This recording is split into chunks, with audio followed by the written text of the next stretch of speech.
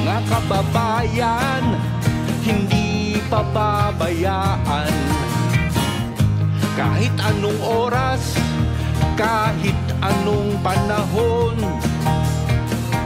sa sakuna at krisis, may tol kang maaasahan. Usapang tol, usapang tol. Senador Francis Tolentino, Senador Francis Tolentino, tol ng bawat Pilipino. Trabaho baka mo, tutok lang dito sa Usapang Tol. Usapang Tol, Usapang Tol. Senador Francis Tolentino, Senador Francis Tolentino, tol ng bawat Pilipino.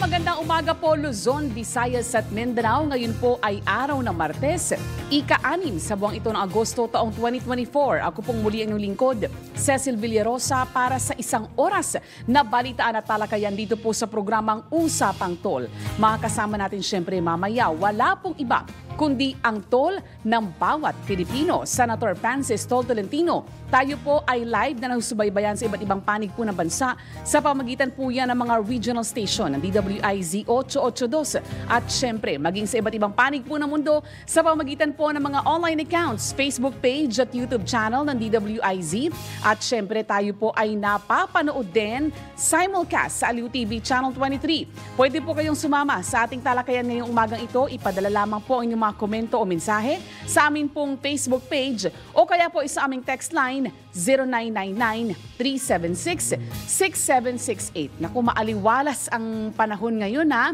Hindi makulimlim, parang for so many days, for 2 weeks yata. Ngayon ko na lang nakitang naging maaliwalas ang panahon pagka ganitong oras po sa umaga dito po sa area ng Pasig City. Kamusta ba ang lagay ng panahon dyan sa inyong mga lugar? Ayon sa Pag-asa, posible pa rin yung mga pag-uulan dahil pa rin yan sa pag-iral ng mga localized thunderstorm at syempre sa ibang lugar ay hanging habagat naman po ang iiral. Inihahanda na po yung Heroes Welcome para po sa pagdating ni Carlos Yulo, two-time gold medal gymnast na si Carlos Yulo. Ang lungsod po ng Maynila ay abalang-abala na sa paghahanda, sa pagpaplano para po yan sa gagawing parada para kay Yulo. Yung parada, ang plano po ng pamahalaang lungsod ng Maynila, yan po ay simulan sa Liberisa Street sa Malate. Very meaningful dahil dyan po lumaki si Yulo. Posible rin daw po na dumaan ang parada malapit sa Malacanang, University Belt at magtatapos naman sa Manila City Hall. Isinasapinal pa ng Manila LGU ang PETSA at yung magiging ruta ng parada. At talking about commendation at mga parangal para kay Carlos Yulo, hindi nagtatapos yung kanyang mga parangal doon sa kanyang natanggap na 2 gintong medalya sa Paris. Dahil kahapon po, kabilang mga resolusyon ng inihain, yan po ipinangunahan ni Senator Francis Tol Tolentino, Senate Majority Floor Leader Senator Francis Tol Tolentino. Nagain po siya ng resolusyon sa Senado. Yan po ipinapakita namin ngayon sa screen para po kilalanin ang makasaysayang panalo ni Carlos Yulo sa 2024 Paris Olympics. Sa ilalim po ng Senate Resolution number 1102, tinukoy ni Senator Tol yung mga nakaraanting tagumpay ni Yulo para sa Pilipinas. Ano-ano po yan? Kabilang po dyan yung 2018 World Championship kung saan siya nakakuha ng unang medalya para sa international competition. Siya rin ang kauna-unahang Pilipino at lalaking Southeast Asian gymnast na nakakuha ng medalya sa World Artistic Gymnastic Championship noong ding 2018. Naniniwala po si Senator Tol na yung ipinakitang determinasyon ni Yulo ay inspirasyon po sa mga kabataan at sa lahat ng mga Pilipino. Meron din po mga resolusyon na inihain sina Senators Joel Villanueva, Senate President Pro Tempore Jinggoy Estrada. Talaga namang inuulan ng blessing at pagkilala si Yulo. Very fitting para naman sa kanyang ibinigay na parangal para sa Pilipinas. Kaya umakyat yung ranking ng Pilipinas Out of napakababang ranking, naging pang 21 na tayo kahapon pang 21 sa mga nangungunang bansa dyan sa Paris Olympics. Kasi ang binibilang pala doon, yung nakakakuha ng gold medal. Ayan, so 2 gold medal meron ng Pilipinas. Mukhang tayo rin na nangunguna, no? Sa Southeast Asia. Very fitting po dahil ngayong taon nga po ay ika-100 taon ng pagsali ng Pilipinas sa Paris Olympics. Marami pa tayong mga report na tatanggapin, pag-uusapan na may kinalaman sa Paris Olympics dahil makakasama ulit natin mamaya ang atin pong Europe correspondent si Dick Villanueva. At good morning po sa iyo, Senator Tol. Morning, Cecil. Oo. Hindi lang pinalad si Obiena kanina madaling araw. Kasi lumabas pang-4 siya kasi ang daming attempts. Sana bronze yun eh. Oo nga po.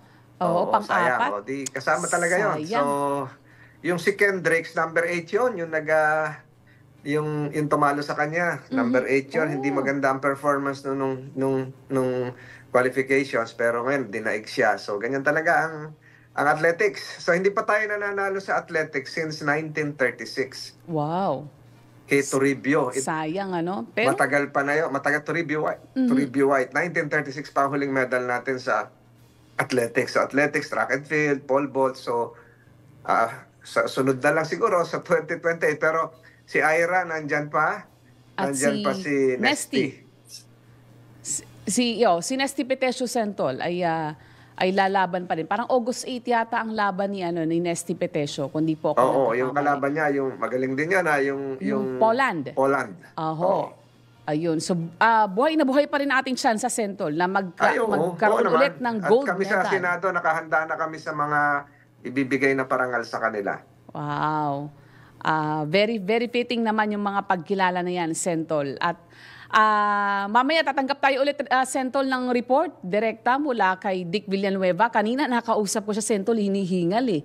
Kasi may mga kalsada raw doon na isinara dahil may nangyari yata, parang may nagsagawa yata ng kilos protesta. Malaman natin mamaya kay Dick Villanueva yung detalye sa kanya po magiging report mamaya. Samantala, dako po muna tayo sa ating mga headlines. Mga malalaking balita, pinag-uusapan, mga balitang bagong-bago sa DWIZ Headlines. Sa ulo ng ating mga nagbabagang balita ngayong araw ng Martes, ika-6 sa buwang ito ng Agosto taong 2024, Senator Francis Tol Tolentino nagbitiw sa PDP laban. Mga mangingisda sinasamantala umano ng mga trader sa gitna ng oil spill sa Bataan. Ayon yan sa Pamalakaya. DWIZ Balita. Nagkakatiwala ang security personnel ni Vice President Sara Duterte ibabalik. DWIZ Balita. At pag-consolidate sa PUV o sa Public Utility Vehicle Modernization Program, hindi na palalawigin pa. DWIZ Balita. Sa detalye ng ating mga balita, nagbitiw na si Senate Majority Floor Leader Francis Tol Tolentino bilang Vice-Presidente at miyembro ng Partido Demokratiko Pilipino. Paliwanag ni Senator Tol, nag-resign siya sa partido dahil salungat ang kanyang paniniwala sa ipinaglalaban ng PDP hinggil sa issue ng West Philippine Sea.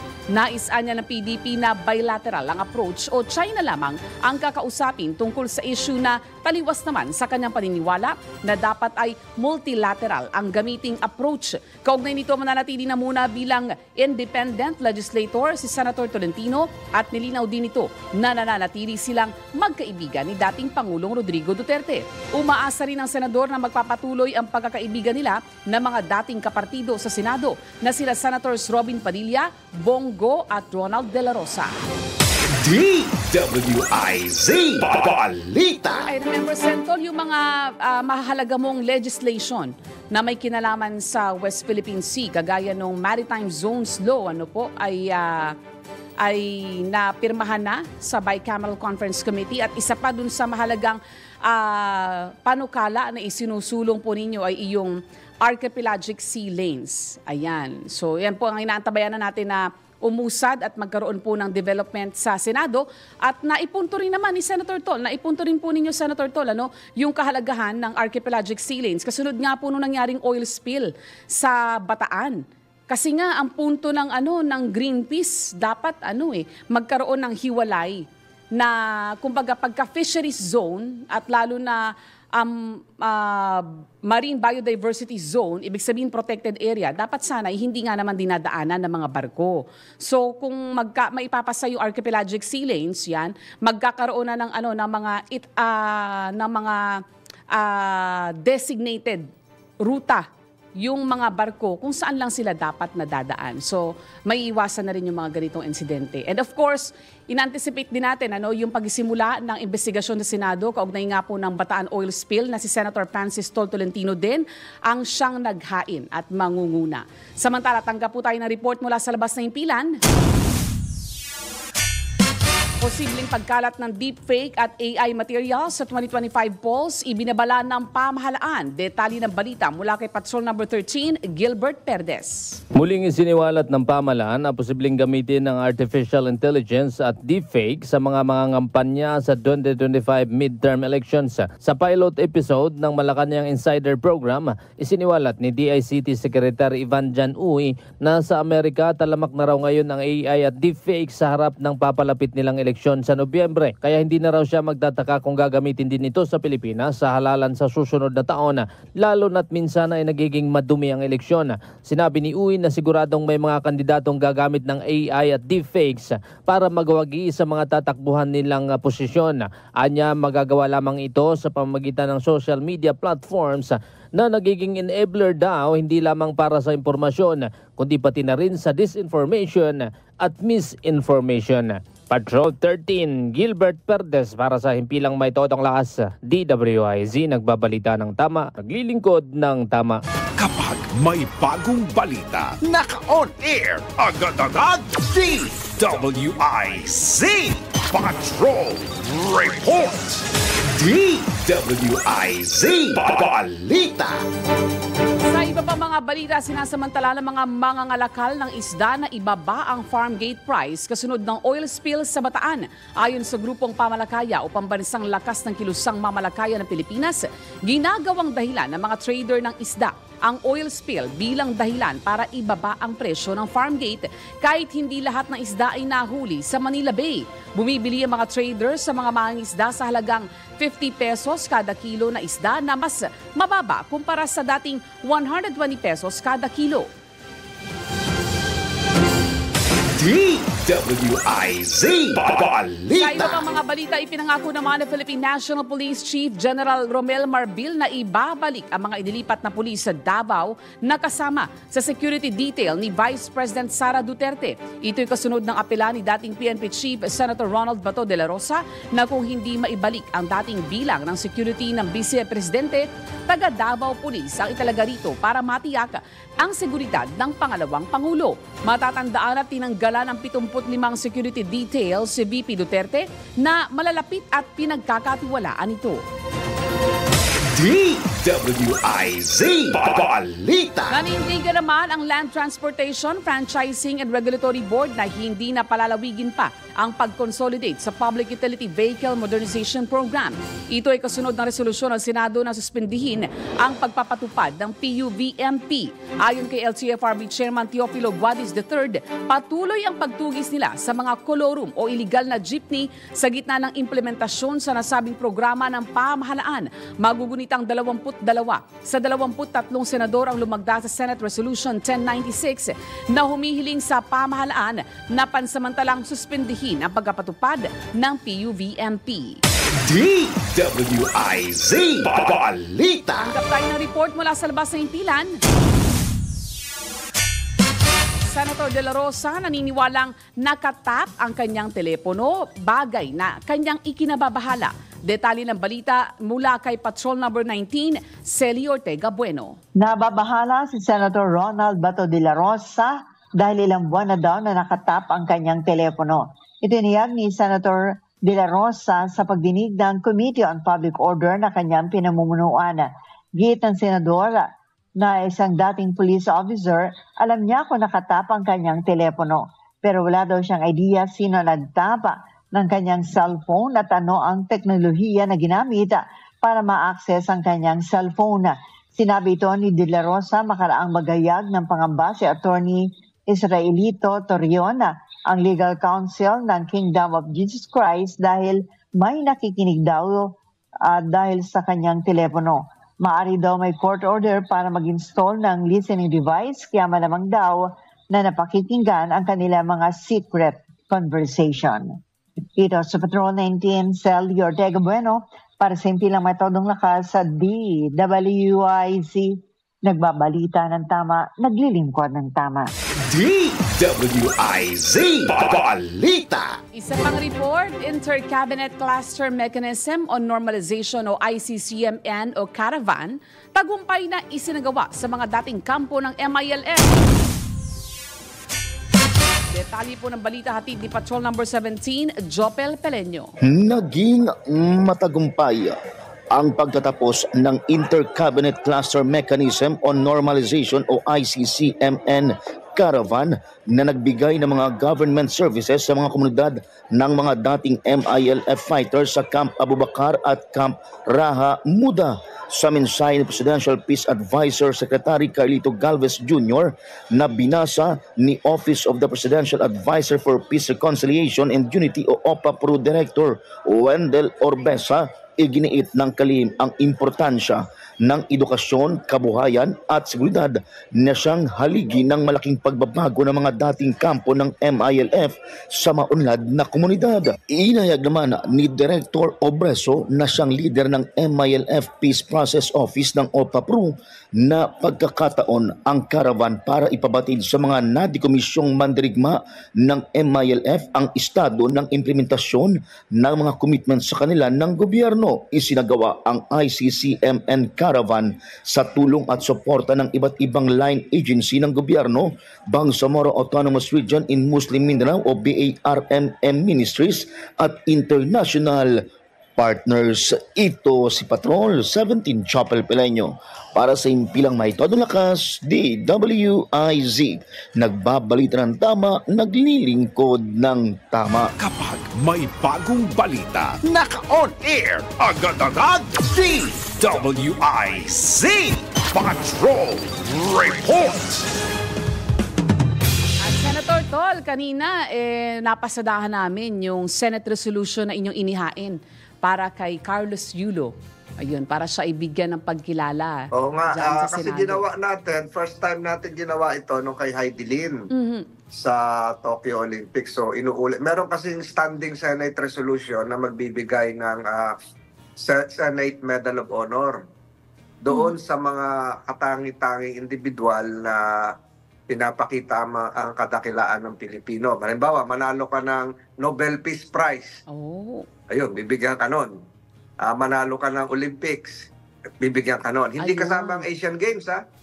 Hindi kasama Southeast Asian Games.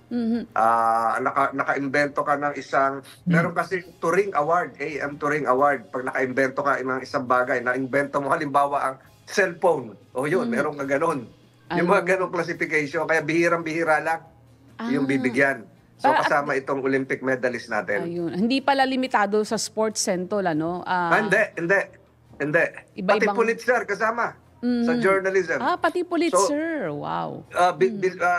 Pulitzer Award sa journalism. So bilang na bilang lang, mga 6 lang atang category yun. So, naka-invento ka naka-invento ka ng vaccine. Ayun, bibigyan ka ng award. So maituturing sentol na prestigious recognition. Prestigious. Apo. So yung mga ibang mga competition, hindi kasali. Nandiyan ata si Dick. Nakita ko na. Dick, teka, nagpe-prepare lang daw sentol ng framing. So mamaya after commercial break sentol, ayan, baka prepared na yung framing ni Dick Villanueva. Dick Villanueva. Opo, mahaba-haba. Ayan, okay. Ay. Hi. Ayan na. Ito na pala. O sige, pero pawis pa tayo. magko-commercial break tayo in between, Dick, pero wag kang bibitaw, ha? Sige, Dick. Sure. Walang problema. Saglit lang ito. Okay po. Okay. Ang oras po sa buong Pilipinas ganap ng 6:24 ng umaga. Mga balitang updated, mga isyong updated, mga komentaryong updated sa Usapang Tol. Kasama si Senator Tol, Senator Francis Tolentino, Tol ng bawat Pilipino, at Cecil Villarosa. Senador Francis Tolentino. Senador Francis Tolentino. Tol ng bawat Pilipino. Tol ng bawat Pilipino.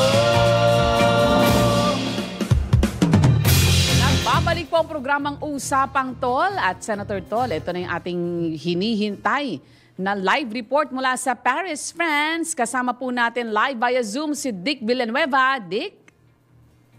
Okay, isang magandang umaga po diyan sa Pilipinas at siyempre isang magandang gabi po dito sa sa Paris, France.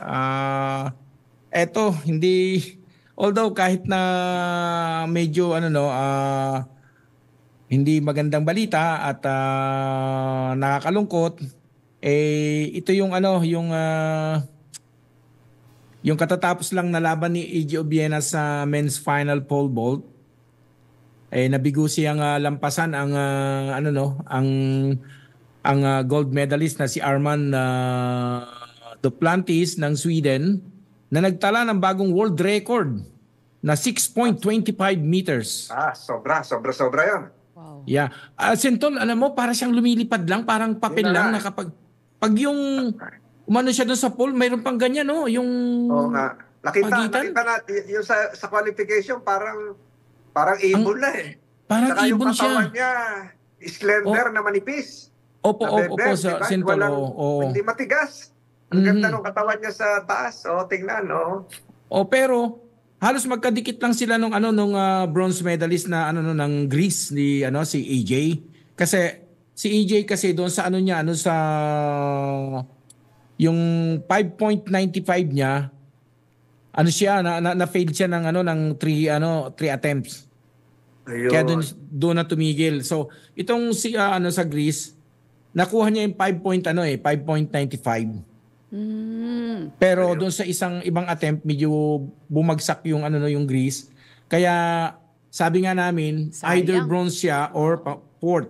Kala nga namin kasi pareho lang silang score, pero nung makita namin yung tally, nakakalamang yung Greece, kaya nag-bronze yung Greece kaya anyway, sabi nga ganyan. Pero yung Kendricks na Amerikano, tinalo niya yan nung qualifying. Opo, yun din sinabi. Tinalo niya nung sa araw. 'Di ba? Ganun talaga ang Yeah, opo. Tinalo niya. Kaya sabi nga ganyan. At alam naman natin si EJ, mayroon siyang galing sa injury din yan, pero at least talagang pinilit niya at pinatunayan niya na talagang pinilit niya talagang oo. Congratulations na rin. Pero yung Duplantis, ibang klase yun. Ibang klase. Parang ibon. Parang ibon, Sentol. Yung 6.25 world record, mahirap ng ilang Olympics yun. Tapatan. Grabe, Sentol. Talunin yun kasi ang pinakamataas ni EJ 6. Opo. Pero 6 ito, nag-6.25. Ibang klase ng yun. Parang rocket na yun, lumilipad. Kaya sabi nga parang ang gaan ng katawan, para siyang Yes. Sabi ko nga, Papel. ano ba to? Wala bang laman ng katawan nito? Sabi kong ganun dahil grabe. Pinapanood namin siya doon sa maliit na screen, doon sa may... Parang nagbabalay, Parang nagbabalay sa taas. Sabi daw po, nagbabalay talaga. Yun. Kaya, at saka ang tatay pala tsaka mga kapatid nun, nagpo-pole vault din.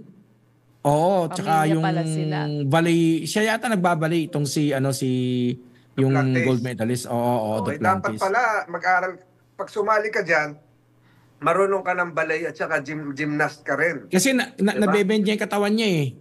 Yun.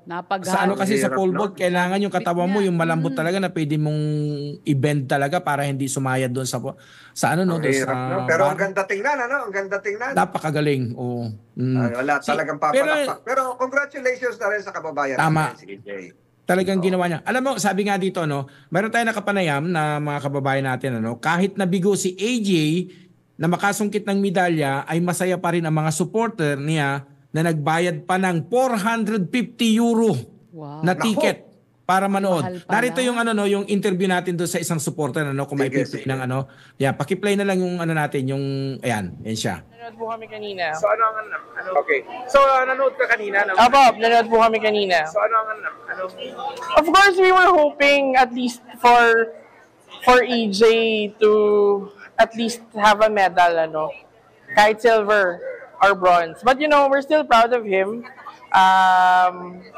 He fought for the Philippines. He carried the name of the Philippines. He carried our country.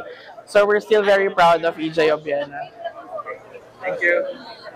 Ayan yung yung mga interview natin sa Talagang high spirit pa rin ng mga Pinoy, Oo, tsaka nakita nyo yung mga Pilipino talaga, nag-ipon-ipon sila talagang inaabangan nila si AJ. Kaya siyempre siguro medyo disappointed siya ng konti, malungkot ganyan, kaya siguro hindi siya ready na para makaharap yung mga kababayan natin.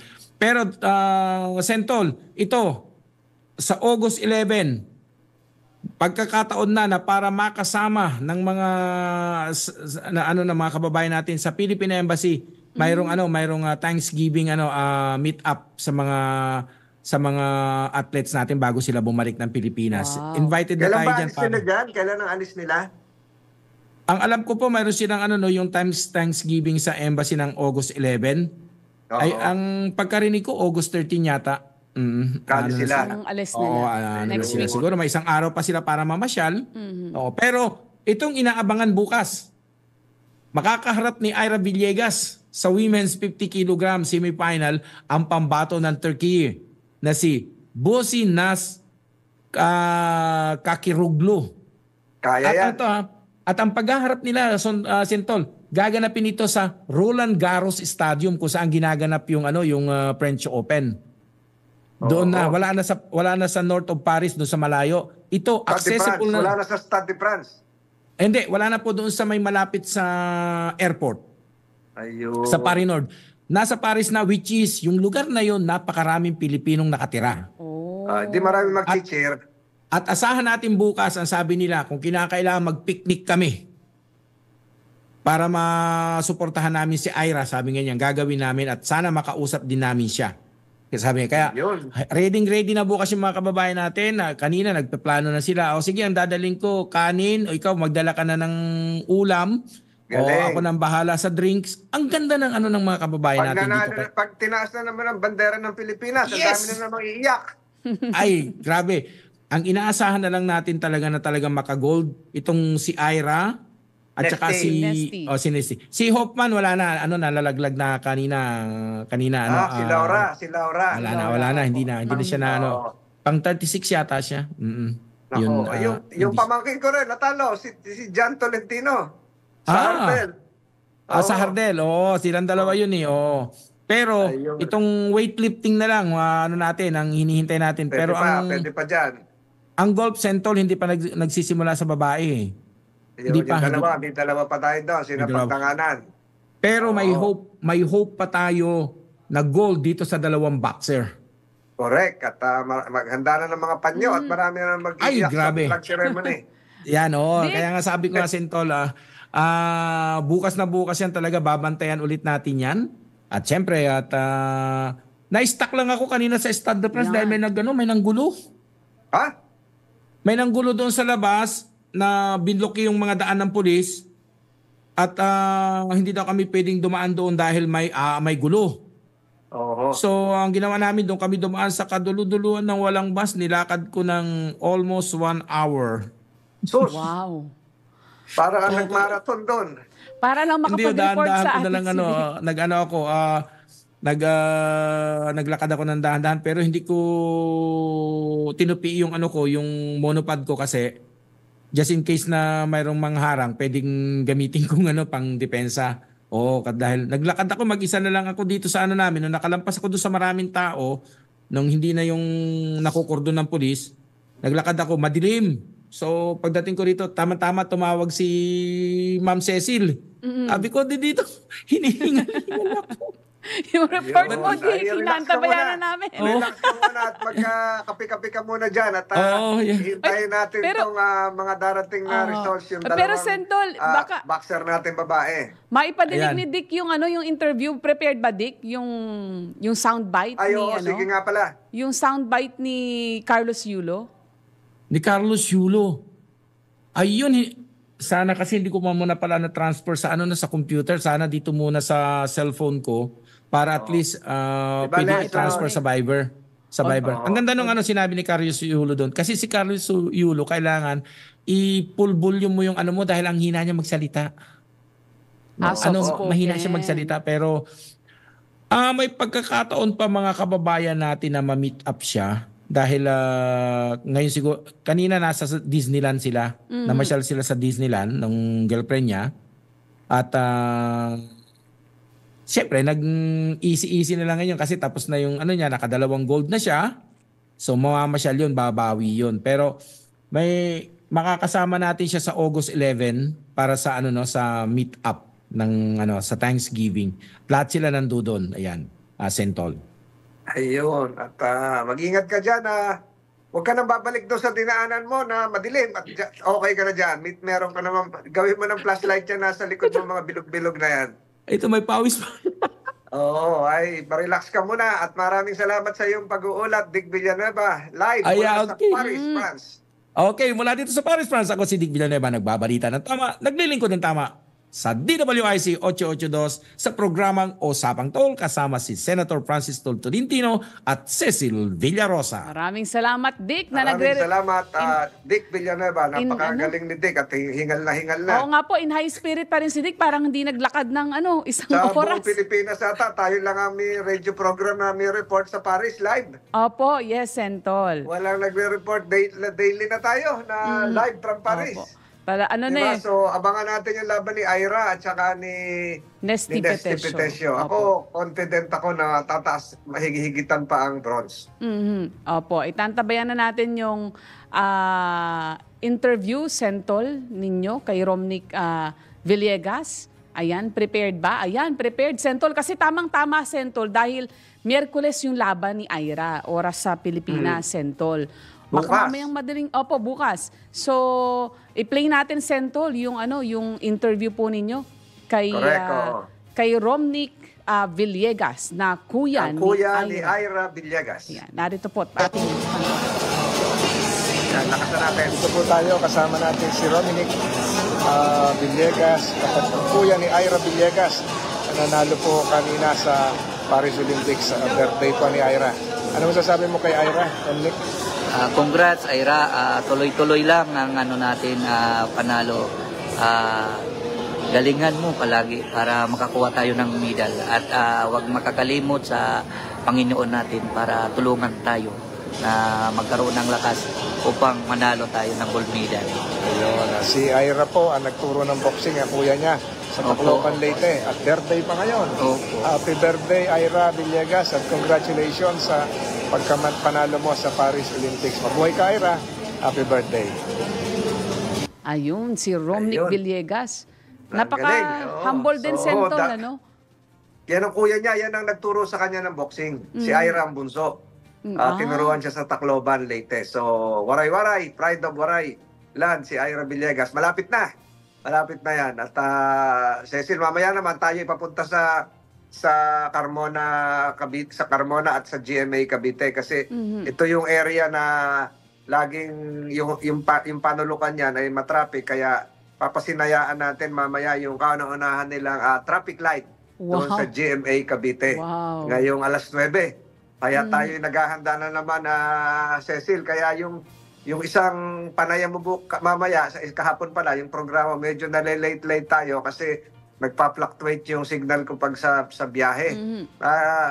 Baka mamaya ganun din, pero pipilitin ko yung matuloy yun. So, tuloy-tuloy lang tayo ngayon. Yes po, ano na yung palengke natin ngayon? Saan tayo ngayon? Ang ating palengke report, Sentol, ang maghahatid po ngayon ay si Nika Cordero. Ayan, ang kanyang location ay sa Suki Market sa Dapitan sa Maynila. Sa Maynila, Dapitan. Suki Market, Dapitan po, sa Maynila. Malapit sa Riles siguro yan. May tindahan din dyan ng kape dyan sa Suki Market. Tsaka maraming bilihan ng buko dyan sa paligid ng Suki Market. Ayan po. Magbabalik po muna, Sentol, ang programang Usapang Tol. Ang oras po sa buong Pilipinas ganap ng 6:44 ng umaga. Mga balitang updated, mga isyong updated, mga komentaryong updated sa Usapang Tol. Kasama si Senator Tol, Senator Francis Tolentino, Tol ng bawat Pilipino, at Cecil Villarosa. Senador Francis Tolentino, Senador Francis Tolentino, Tol ng bawat Pilipino, Tol ng bawat Pilipino. Kailangan malaman mo na ang mga presyo sa labas sa Palengke Report. Alamin na natin ang presyo ngayon ng mga bilihin at naroon nga sa Dapitan, Manila, no? Sa Dapitan, si Nika. Yes po, Suki Market sa Dapitan, Maynila. Suki Market. Nika? Yes po, good morning Senator Francis Tolentino at Ms. Cecil Villarosa. Ako ay nandito ngayon sa Lakasan mo konti, Nika. Hello po? Dinig na po. Yeah, lakasan mo ng konti. Sige, dire-diretso lang. Ang pinakamurang presyo ng bigas dito ay ang grade rice na 42 pesos per kilo, 42. Habang ang pinakamahal naman ay ang dinorado na 67 pesos per kilo. Yes po. Ang isda naman mula Bulacan ay Bicol ay with stable prices, kaya ang presyo ng pinakamurang isda ay 280 pesos per kilo, ito ang gulunggong, habang 50 pesos per kilo naman ang pinakamahal, ito ang bisugo. Ang pusit naman ay 400 pesos per kilo, ang hipon naman ay 500 pesos per kilo, at ang tahong ay 180 pesos per kilo. Sa karne naman mula Caloocan ay with stable prices, kaya po ang buto-buto ay 340 pesos, laman 360 pesos, at ang liempo ay 420 pesos, habang ang manok ay mabibili ng 230 pesos per kilo. Sa usapin ng gulay galing Divisoria, ang listahan ng presyo dito ay ang mga sumusunod. Siling sigang 250, bawang 160, sibuyas at repolyo 120, kamatis at patatas 150, luya 240, carrots 200. Nika, yung bigas, Nika, imported daw ba yun, yung 42 pesos? Hindi po, ayon po dito sa mga tindero, wala pa po silang natatanggap na mga imported rice. Lahat po ng mga benta nila dito ay mga local po. Wow, 42. Parang yan yung pinakamababa, Sentol, na bigas batay dun sa ating araw-araw na monitoring, Sentol, nitong mga nakaraang buwan. 42 pesos. Yan ang pinakamababa. Mababa nga yan, So ngayon, sino naman yung ang token winner natin? Bale sir, ang token winner po natin ay si Kuya Freddy. Isa po siyang rice vendor po. Rice vendor. Ayun, nakasuot na ng kulay pula. Freddy. Pati sombrero, ayan na. Ang ganda ng ngiti, Sentol. Freddy, nandiyan ka? Opo, sir. Tiga saan ka, Freddy? Malabon po, sir. Malabon. Pero ba't ka dyan sa Manila nagtitinda, hindi sa Malabon? Dito po ako na destino po, sir. Dito po yung trabaho ko. Sa Malabon po ako umuwi. Dito po sa Quezon City na destino. Ka pa na. Kumusta naman ang benta ng bigas ngayon? Medyo, ang bigas ngayon, sir, medyo nagmumura na po siya sa mga lokal. Ano yung sabihin pag nagmumura? Magkano yung mura? Dati po, hindi pa nagbaba ang bigas at pinakamataas na bintahan namin, 65. Ang pinakamataas namin, dinurado 67. O 65, naglalaro sa ganun po. Ngayon po, bumaba na po siya. Naging, ang bigas ngayon, mula nun sa 62 o 65, naging 55 na lang po siya. Ito po yung dinurado. Daladala mo yung karatula. Dinurado po ito. Bigas Mindoro. Lalong maraming bibili kung nagmura. Nagmumura na po siya. Sa mga sinandoming po, kasi nagmumura na po yung sinandoming po. Buwaba na po. Magkano sinandoming? Opo. Ang pinakababa namin sinandoming ngayon, premium grade po, 42. Para mga special sinandoming po namin, special rice, ang pinakababa namin special rice ngayon ay 45. Wow. 45, Opo. Ay, lalo maraming bibili niyan. Galing Nueva Ecija siguro yan. Special po siya, mga ganitong kulay na ayun, maganda yung pinapakita yung presyo mismo Bali po, ito po ay dinurado. Pag, like bigyan mo ako ng 45. Aba, saka yung magkatabi na yan, dalawa. Yung magkatabi na yan. Magandang klase na sentol Oo. yung sinandoming na Minsan. bigas eh. Ay, si Ma'am.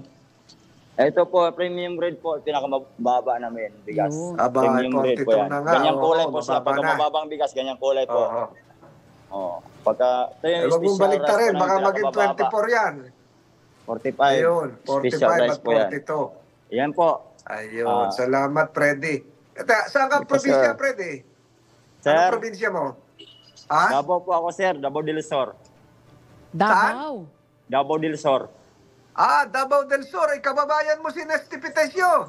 Anak ko, Opo. i-cheer mo si Oo, Nesty. si Tolentino Manalo po. ng Si Tolentino, kababayan ko po, Bisaya po manalo yan. ng gold sa Olympics. Siban. Taga Davao Opo. del Sur si Nesty. Opo, si kababayan ko po yun. Nanalo. sus.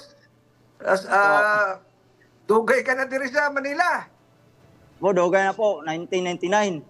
Ay, sus, Ginoo. So, 25 batiin mo yung mga years. kababayan, mga kaisukan sa Davao. Batiin mo ngayon, maayong buntag. May buntag sa inyong tanan diha, mga taga Davao del Sur, ang atong mga kababayan diha. Ayun, kini si Freddy Atong bugas. Regidor. Ayun. Dagang salamat, Freddy. At Cecil, meron ka pang tanong kay Freddy? Kakumustahin ko lang, Sentol, yung benta ni Kuyang Freddy. Dahil ngayong nagmura na ang bigas. As in po, ang bintahan namin ngayon, medyo nagtutumal po. Sa gawa ng marami po kami nagtitinda dito. Mga 6 na store po dito. Mga 6 po kami dito, nagtitinda. 6 na tindahan. Narating ko yung Suki Market, Sentol. Magandang yan, malinis na palengke yung yung Opo, Suki as in Market. po, malinis po. Wala po kayo naamoy na mababaho dito. Malinis na market po ito, Tsaka ma'am. kahit yung nakapaligid, Sentol, yung mga kalsada. Kasi sa may mayon yan, di po ba?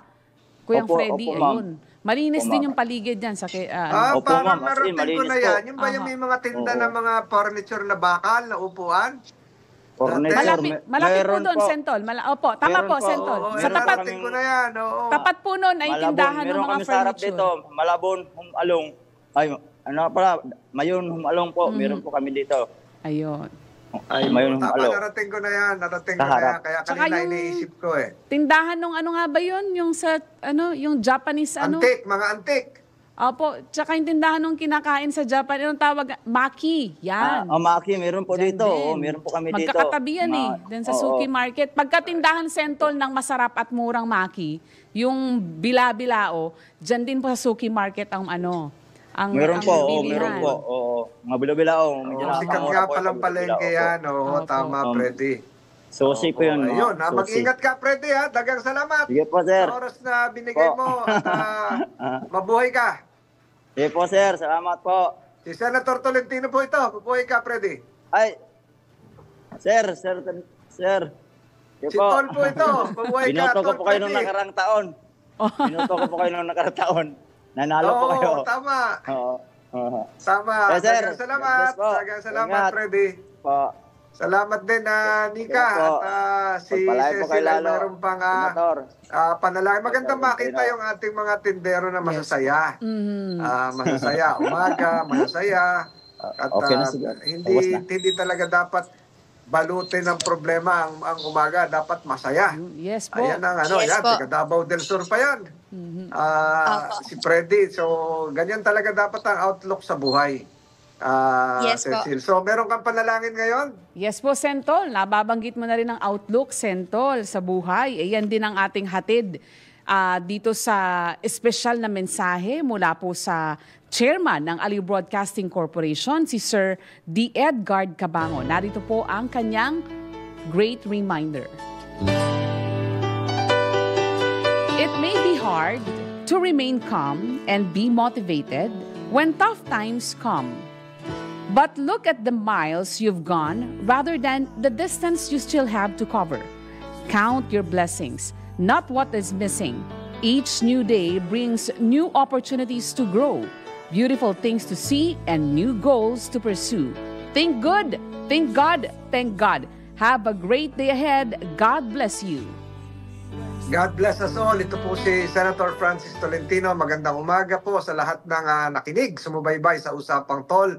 Ngayong umaga, Martes, At sana po ay tayo ay pagpalain ng poong may kapal. Makita-kita po muli tayo bukas sa Usapang Tol. Ito po si Senator Francis Tolentino.